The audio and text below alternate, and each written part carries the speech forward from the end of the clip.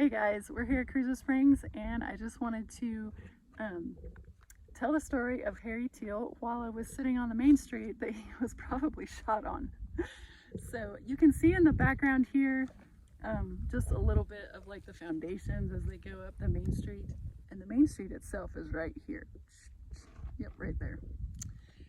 Now Harry Teal was a JJ cowboy, and the JJ cowboys ranged all over southeastern Colorado. Higbee was the headquarters for the JJ Ranch, but because of the size of the JJ cattle herd, or the Prairie Cattle Company's cattle herd, the JJ Cowboys ranged far and wide over most of southeastern Colorado, south of the Arkansas River, clear to Kansas, Oklahoma, and New Mexico borders. So the JJ headquarters was just south of La Junta, and that's about 60 miles to the north and west of here. And so he was quite a ways from home, but he was probably here either for a fall or spring roundup that happened just 4 or 5 miles south of here, typically every year. He could have been here just checking on this part of the world. Maybe he was assigned to southern Baca County.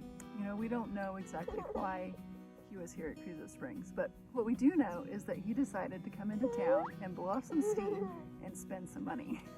Apparently Harry Teal wanted to spend his monthly wages here in Carrizo Springs getting drunk. Now, most of his friends didn't really consider him to be that bad of a guy, although he had a little bit of a sticky finger syndrome and would take stuff just randomly, and so they often had to go through Harry's pack and just decide, you know, oh yeah, that's mine, I'm going to take it back now. However, when he got drunk, he became the tough guy, belligerent. He wanted to fight. He was just mean all the way around. So he was kind of a pain when he was drunk.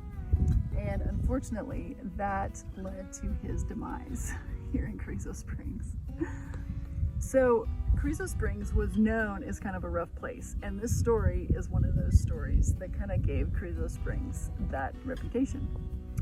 So Harry Teal was in town drinking it up, and apparently he drank for most of the night, and by the next morning he decided that he was hungry.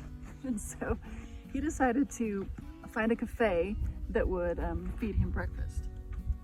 And so he went to Miss Robertson's cafe, and apparently she could see him coming or hear him coming or had reports of him coming for quite a while, because she sent her son out, Dick, to go stop him from coming in the cafe.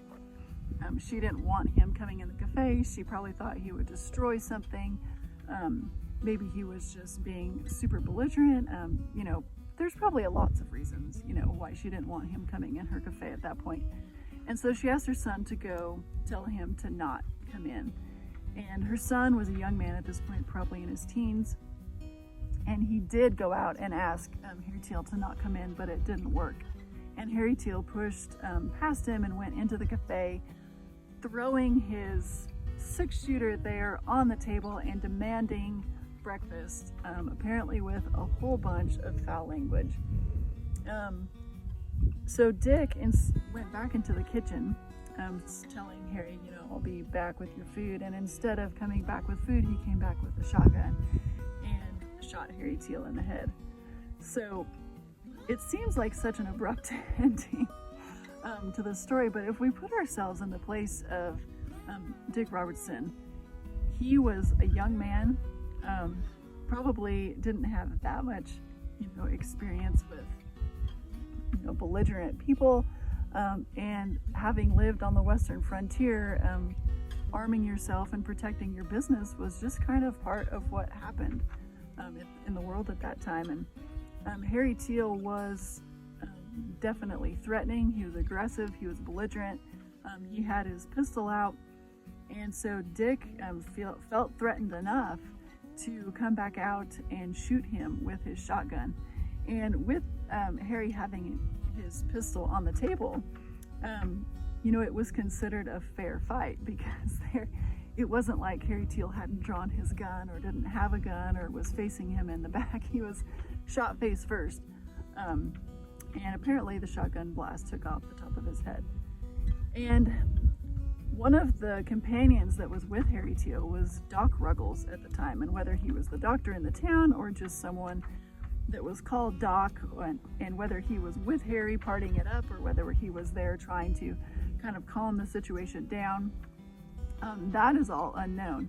But he did come back into the kitchen after Dick had shot Harry and said, "You don't have to run for it. We all saw what happened. You were trying to protect your mother's business, and they're not going to hang you for an offense like that." Yes, honey. But Dick didn't feel safe enough, and he ran for it anyway. Yes, honey. I know. Yeah.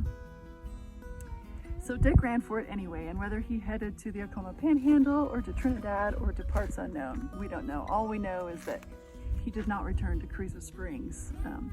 Since Carrizo Springs only lasted for a couple of years, and his estrangement from his mother may not have been all that long.